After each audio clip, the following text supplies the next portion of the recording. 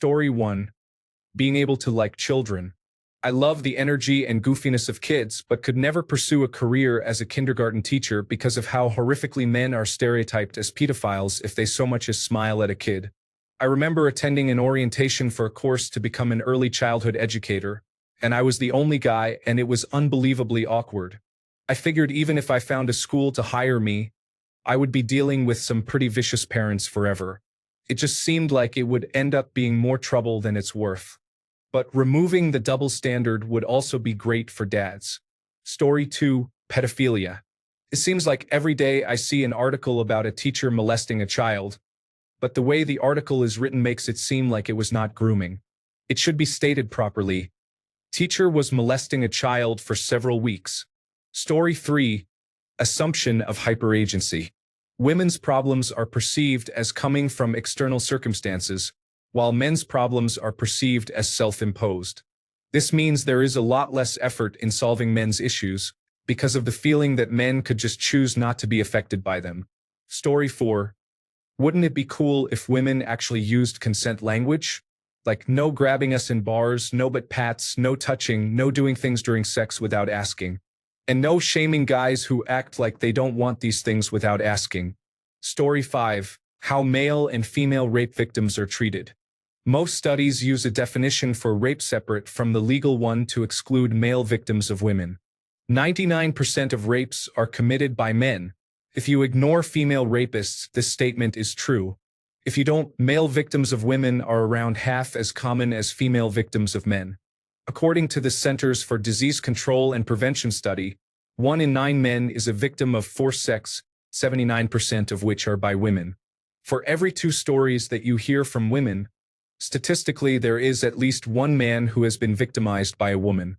Seriously, this is the Centers for Disease Control and Prevention choosing to use a definition for rape separate from the legal one, and their new definition just so happens to ignore almost 80% of male victims of rape, including myself and several friends of mine. Story 6. Still pretty upset about being told I'm naturally a pervert because I'm a man, then seeing a bachelorette party where cakes and decorations are made to look like male genitalia. Story 7. Let us be how we want. Men can't cry. Men can't do this or that. Men can't wear pink. What does color have to do with gender? Forget that. When women can wear whatever they want, whatever color they want, we should too. Story 8.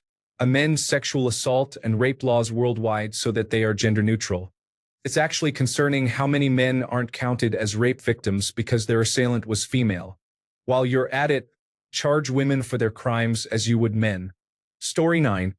If women were subject to the exact same scrutiny as men in domestic violence, psychological abuse, and reactive abuse, where the number 1 priority is that all parties are given mental health care and education regarding relationship dynamics and attachment theory.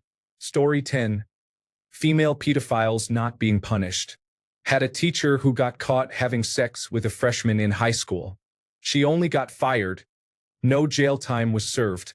It's incredibly sick. Story 11. Either of these. Pro-choice means men get a choice too. She can unilaterally choose to have the child without talking to him or letting him be part of the discussion, but then she's unilaterally responsible for it. I'm all for women being able to say they don't want a child or do want it, and I'm not trying to tell them they can't have a choice. However, the pro-choice movement often ignores choice when it forces men into the lifelong commitment of parenthood without their input. For women being charged with sexual offenses for lying about the use of contraception, for example, saying, "I'm on the pill" when she isn't. In the United Kingdom, if a man says he'll use a condom and doesn't or removes it, it's a criminal offense. We can be charged for it, rightly so, and I'm not arguing against it. I just wish we had the same right to informed consent legally enforced. If I knew she was lying about using contraception, I'd most certainly say no. Edit. I want to address some issues. First of all, if paying extra taxes for more government-subsidized childcare is the cost we have to pay for reproductive rights, I am still all for that. Secondly, a few issues with my second point. How would you prove it? Seems pointless trying to enforce this given how difficult it is to prove. Well, most sexual offenses are reported late and occur behind closed doors without witnesses. Much of it boils down to he said, she said. They are difficult to prove anyway, so should we just give up on those laws? Is that what you are saying? The fact is, even just implementing the law and having our right to informed, conditional consent legitimized by law would be a significant moral victory. And for all we know, she might be careless enough to text him that she's on the pill and then chooses to keep the child, despite clearly leading him to believe she wouldn't. That makes a compelling case. It's different from removing a condom because people who do so could not only get her pregnant against her will but also transmit diseases. Okay, and if they don't transmit diseases or they are completely sterile, do we just say no harm, no foul? Absolutely not, because she still didn't get to consent, not really. Her consent was entirely conditional on the level of risk she was misled about. And that is ultimately the crux of the issue. She should be fully informed. Her consent conditions should be respected, and frankly, so should ours. Story 12. I just want to get a little sympathy when I am in pain. My neck has been killing me for weeks. Sometimes I need to hold it in place just to lie down in bed. But even my doctor thought I was overreacting and that I could tough it out since I got it playing sports. Story 13. People who try to justify abuse against men or cheating on men as some form of social justice for gender equality or payback are misguided. Gender equality is where men and women are treated equally and fairly in society, not about revenge on men.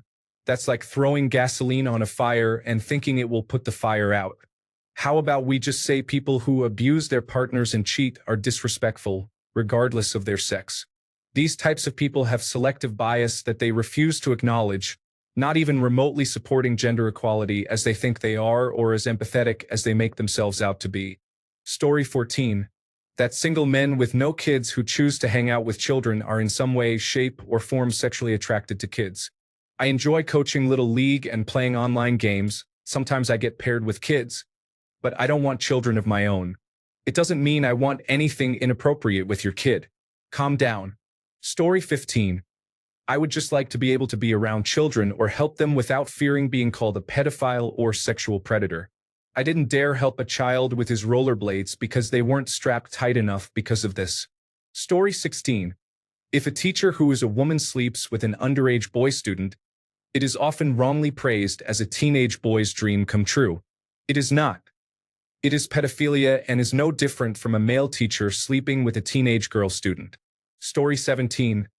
Men trying to spend time with their kids, not being considered parents but babysitting because mom is busy. And even worse, having to worry about being considered a pedophile for being around a playground that your kid happens to be playing on. Story 18. I got sexually assaulted when I was younger by a huge behemoth of a woman. I really wish society was more accepting of younger boys who experience traumatic experiences at the hands of women. My sister one day was telling me how I can't relate to something she was talking about because I had never been assaulted like her. The look of pure surprise and shock, and almost genuine confusion when I told her that I have been, was enough for me to never bring it up to anyone ever again. It was as if she was wondering how something like that could possibly happen rather than the fact that it happened at all. Story 19. Men should be allowed to be emotionally communicative with women instead of just taking things like a man. Women say they want men to be sensitive and to share their feelings, but when the men try to be, they are seen as less masculine and are rejected. Story 20. Circumcision would fall under the same rules as labiaplasty, disallowed for anyone under 18, completely cash out of pocket, uncovered by any health insurance. Parents and doctors thrown in jail for doing it to a newborn. Story 21. Not a man, but I would make it unacceptable to sexually assault or abuse men. I'm a firm believer that everyone should be allowed to beat any and all sexual predators with hammers. Story 22. That media targeted towards young boys is demonized and under constant scrutiny. But media targeted towards young girls is ignored and even encouraged despite the obvious problematic tones, particularly in how it treats men. Do you know just how rife with misandry most young adult novels are? Yet we have book reviewers here completely ignoring the issue and even recommending some of those books to others. Media for boys is labeled as dangerous, but media for girls is labeled as quirky. Story 23. Body positivity double standard. An overweight or big beautiful woman or curvy woman is beautiful. Body hair or underarm hair is considered a part of a woman's body and her choice, etc., and that's all empowering. No one can deny that fact. But the equivalent in a guy, overweight, beer gut, back hair, etc., and he's a slob or disgusting, should hit the gym or have a shave and gets overlooked by most women or looked down on or worse, publicly made fun of or commented on, and too many see nothing wrong with doing that. Story 24. If a woman works extremely long hours and hard to provide for her family while the man stays home, he is seen as lazy and the wife is regarded as a superwoman, unless he manages all the housework inside and out and everything else.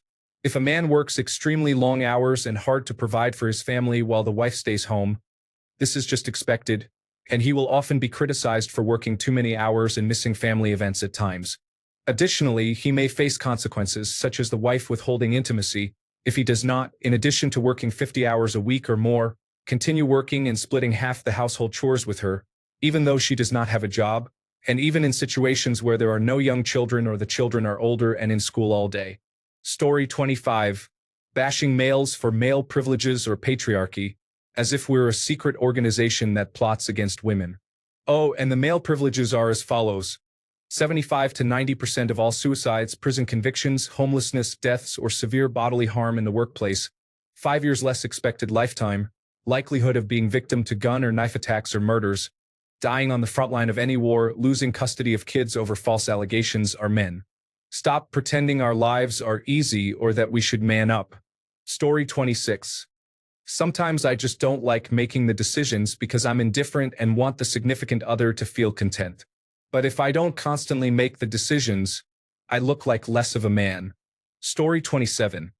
When a male gets molested, the responses are usually something along the lines of, "Where were these teachers when I was in school?" Or, "Wow, that kid got lucky." You never see responses like that when a female is molested. Out of the 1,591 executions performed in the United States since 1976, only 17 of those were women. Why is it that the United States courts always have a higher chance of giving women the benefit of the doubt? Story 28.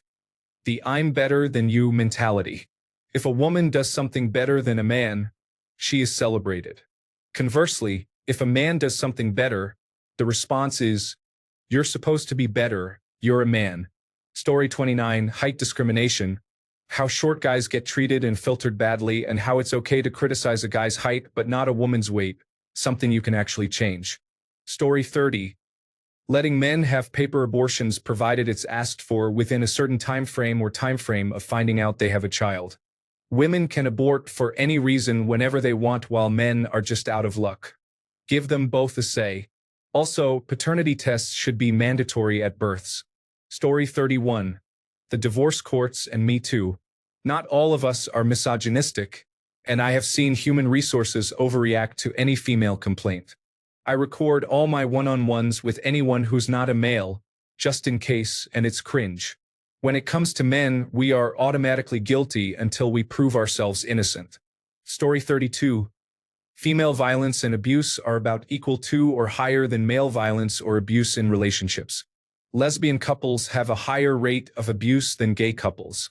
We can extrapolate that to heterosexual couples, but the reporting is much lower by men in those relationships.